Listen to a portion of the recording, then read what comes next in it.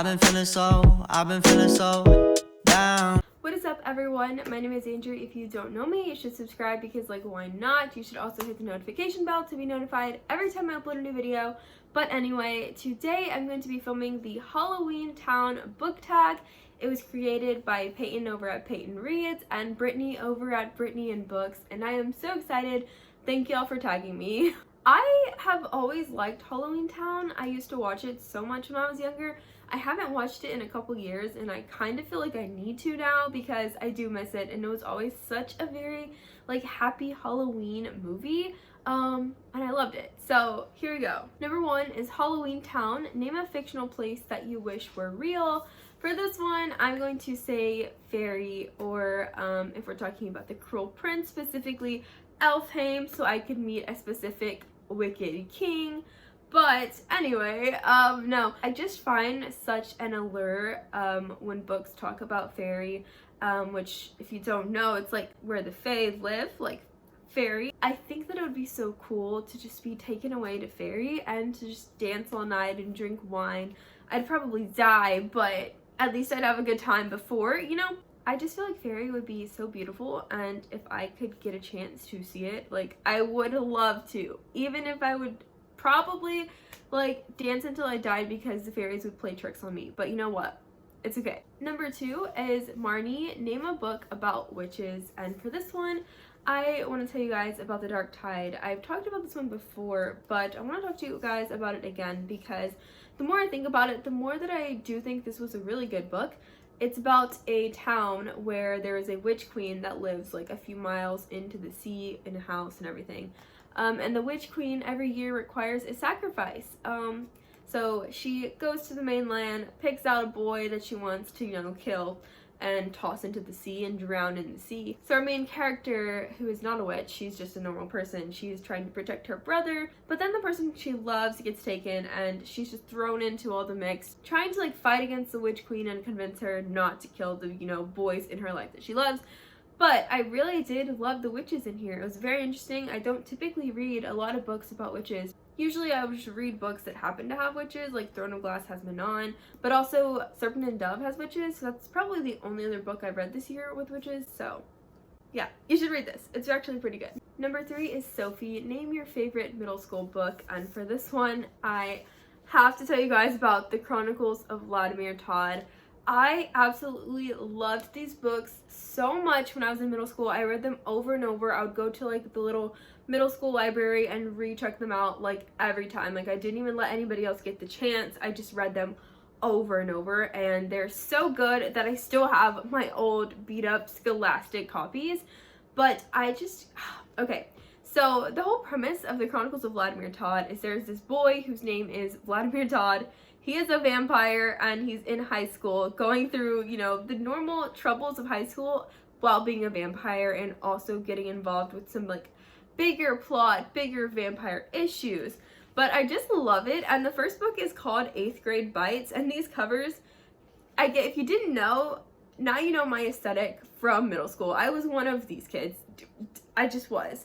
And the first one was called 8th Grade Bites, and then we have 9th Grade Slays, 10th grade bleeds, 11th grade burns, and 12th grade kills.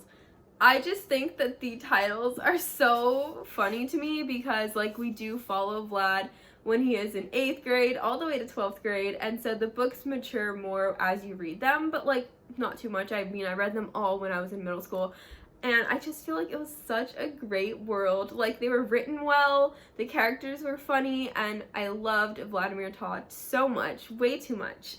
Number 4 is Dylan. Name a book with a magical school. For this one, I'm going to name Carry On by Rainbow Rowell. This book takes place in a school called Watford. It's a wizard school, so it's definitely magical, and I really did enjoy Carry On. It's mainly about our main character named Simon Snow, who is the chosen one, and he has to defeat the evils and everything while dealing with his roommate Baz, who hates him, and they're basically mortal enemies. But are they? I really enjoyed Carry On. I see why people like it because it is incredibly funny. It's written okay, like it was kind of slow at the beginning, but it's easy to dive in and it's easy to read it. Like, it's an easy read, and the characters are likable, so that's pretty much the reasons that I liked it. Number 5 is Grandma Aggie. Name a book that helps you escape into a brand new world. For this one, I gotta talk about Six of Crows. I'm sorry, I gotta talk about it. But Six of Crows is by Lee Bardugo. It's about a band of thieves who go on to perform an impossible heist, and it is just 6 different characters who all have such different motivations and different skill sets and all of that jazz, and they work together so well and flow, and their personalities are just so diverse but also flow together, and it's funny and humorous. And anyway, I'm supposed to talk about the world, but I love Ketterdam, which is where this takes place. It is just such an atmospheric place. Like, when I read it and we're in Ketterdam, I'm like, yes, like, I know where I am. I feel like I have been here before. I feel like I'm revisiting. It's a place that I would definitely want to go and just gamble my life away or something, because I would just go to the slat and play in the Crows Club or whatever. And I just think that Six of Crows is such an atmospheric book, and the world building was done so well. So if you haven't read Six of Crows, read it. Go get this collector's edition because it's beautiful. Sprayed edges. Look at the map. Like, just everything about this book. I love it. So number 6 is Calabar. Name your favorite villain. I don't typically like villains. Like, I do, but I don't. And also, when I can find myself reasoning with the villains, I don't consider them villains because they have been, like, humanized. But I also don't have, like, favorite villains, because if I really hate a villain, I'm like, I hate you, you're not my favorite. But I will say that Nova Artino from Renegades is my favorite villain, because if you don't know, Renegades is about superheroes and anarchists in a city where we have Adrian, who is a superhero, and Nova, who is an anarchist, which is essentially a villain. And Nova infiltrates the Renegades by pretending to be a superhero while she's actually a villain. And it's just, I love it. Also, Nova and Adrian develop a relationship that is pretty much based on lies, because they're both keeping secrets, and it's just so good. Superheroes and villains, and just, I love Nova. She is bad, like, she does bad things, and she doesn't always justify them, and that is a villain, so I love her. Number 7 is Benny. Name a book that is always there to get you out of a hard time. For this one, I am going with Clockwork Angel by Cassandra Clare. I was thinking about this, and I didn't really know what I would pick, because I reread a lot of things. Like, everything that I really like, I reread at some point every year. So I first read this book last year, but I reread it already twice this year and started it a 3rd time. So I think that I definitely really like this one. And I've also started tabbing on my 3rd read, and it's just brilliant. Honestly, I like the entire Infernal Devices because it's the characters for me. Like, it's Will and Jem and Tessa for me that make it such a special read, and I never get tired of it, which is really weird. Like, I know the story, like, inside and out, but just because of the characters, I always still find myself laughing at the funny parts and falling in love when I need to, and falling in love with the romance and crying for the characters. Like, I don't know, there's just something about this book that every time I read it, it's a little bit different for me. Number 8 is Luke. Name a character with a hard exterior but is actually soft inside. For this one, I am going to name Kel from A Darker Shade of Magic by V.E. Schwab. At the beginning of the book, you really think Kel is some, like, hard, tough guy who has, like, magical powers and uses blood magic, and, like, don't mess with him because he can travel between worlds. And that's exactly the impression that I got of him. And then as he keeps talking more, and he talks to Rai, his brother, and he just, you know, is going along, and we get to see more of him not interacting with, like, people of power. He's actually the softest boy ever, and the person that he's in a relationship with in this book is definitely more of the, like, tough guy, even though she's a girl. But she's, like, the tough one, and he's the soft one, and I love that for Cal. That's probably a reason why I love him so much. Number 9 is Cal. Name your favorite guilty pleasure book. I just have to talk about ACOTAR. I think it's so funny that so many people hate Sarah J. Maas, and so many people hate ACOTAR and say it's the trashiest thing. And, like, yeah, the entire series is, you know, trash, but it is, like, good trash. Like, the epiphany of the best trash that you will ever read. Like, it's so good.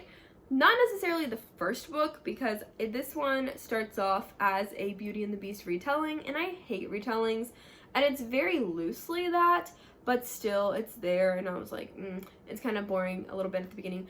But I would read this over and over. I know that I will. I want to reread it. Like, I want to reread it every day. I'm super close to like just rereading it all the time, but I haven't. But I know I'm gonna. It's one that I will always come back to, and I just eat it up. Like, I don't know how else to say that. Like, it's just so good. And I also cannot stand the Sarah J. Maas haters, because like I feel like it's a lot of people who haven't even finished all the books, and I just feel like they shouldn't, you know, hate on something that they haven't even finished reading. But like, that's another video. That's a story for another video. Also wanted to mention that I love Red, White, and Royal Blue by Casey McQuiston.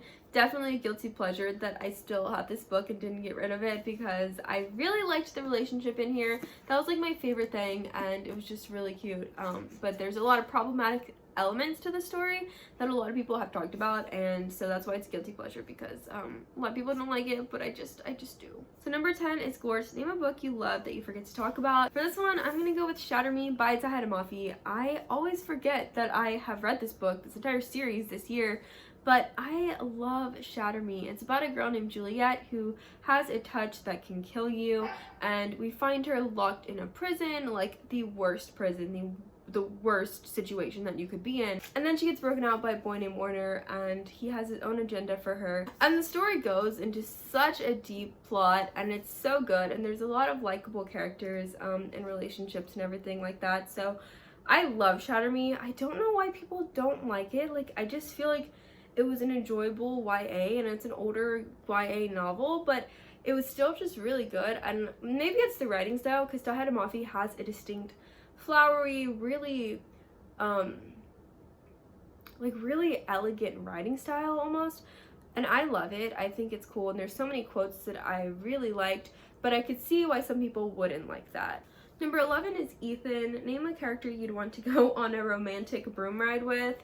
For this one, I just feel like you know what I'm gonna say, because what else would I say besides Jem Carstairs? Like, I just love him so much. Everything about Jem Carstairs is perfection, and I feel like we would just have a great time, just have the best discussions, and I feel like I would never get bored, because Jem would just, you know, talk and tell me things, all the things, and I would just love it so much. Like, now I'm sad because that'll never happen, so thank you, Peyton and Brittany, because now I am sad.